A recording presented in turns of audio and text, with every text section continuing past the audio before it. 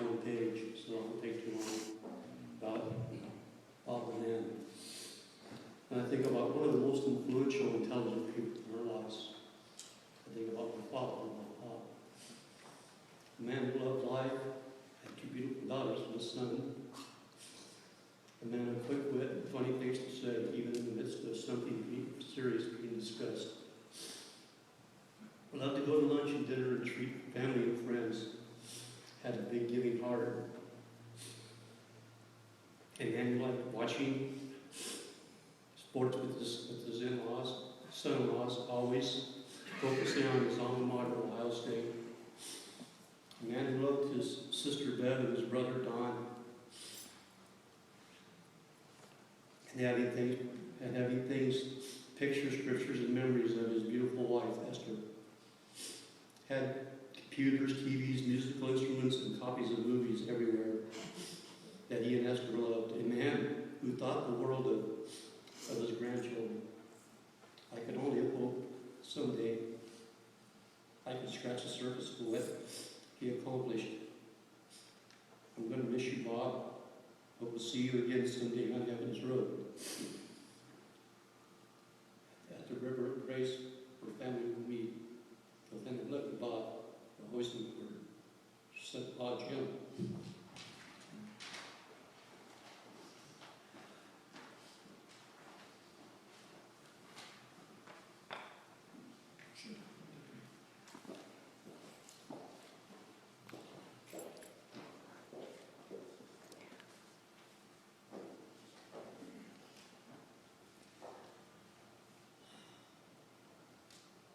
There's certain words that come to mind when I'm thinking about my dad. I'd like to remember him with a few words that I believe represent some of the qualities that remind me of him. My dad was eloquent. We would all agree that Dad was an expert when it came to the English language, the written and the spoken word. He was articulate and precise, whether he was giving a speech or ordering his food at a restaurant.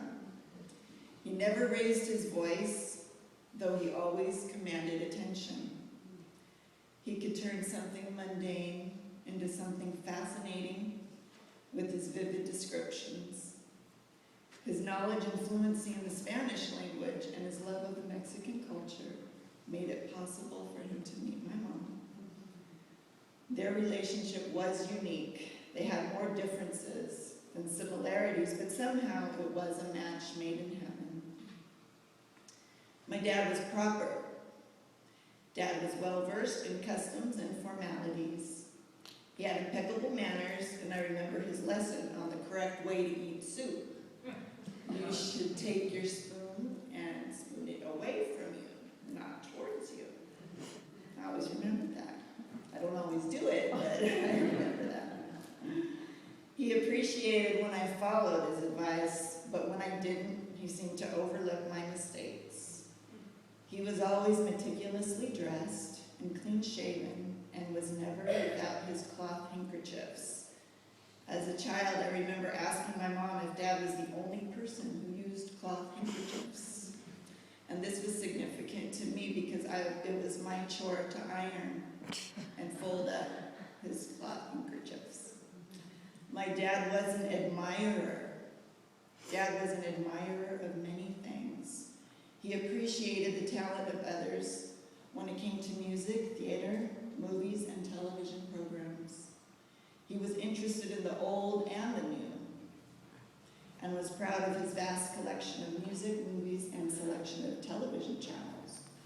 I remember being a young teenager, and for a Christmas gift, he made a recording of the radio station that I liked to listen to back then. These were my favorite songs, and he wanted me to hear them whenever I wanted to. He never discouraged me from listening to the music that I liked, and some of you who knew me back then know that I listened to some pretty wild music. He instead wanted to listen to it and then include it in his collection. He found great joy in sharing his interests with others and often would have a song or a movie scene queued up to show us when we would arrive. He was a connoisseur of fine foods, though though he was just as happy with an Arby's roast beef sandwich and a Jamocha shake. I know he missed my mom's enchilada suizas and fun, like we all do. My dad was amusing.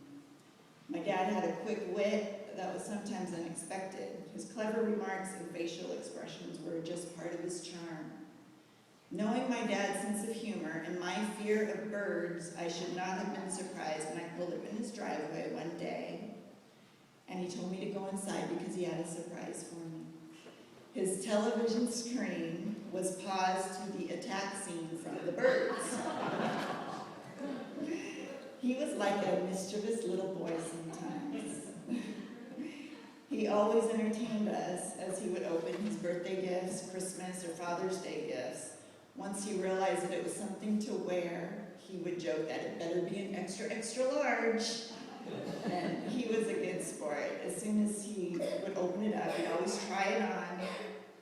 And sometimes it was a shirt that looked more like a dress, or a hat that would end up covering his whole head. He was devoted. My dad was devoted to his family. He did vow to preserve my mother's memory, just as we've heard today. And in his book, he wrote something that I'd like to share. He wrote, "It is comforting to know that we shall eventually share the same resting place. Until then, I shall continue to visit you, and you will remain foremost in my every thought and deed." My dad used words like marvelous, outstanding, fantastic, and magnificent to describe things, events, places, and people. I think